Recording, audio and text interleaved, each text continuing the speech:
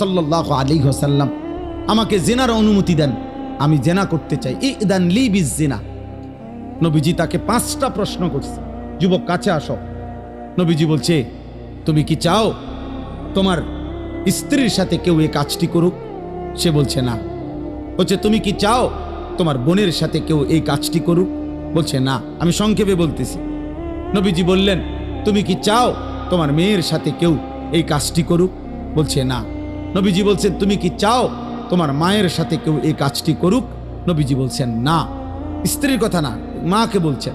এরপরে নবীজি বলছে, তুমি কি চাও তোমার ফুফুর সাথে এই কাজটি কেউ করুক?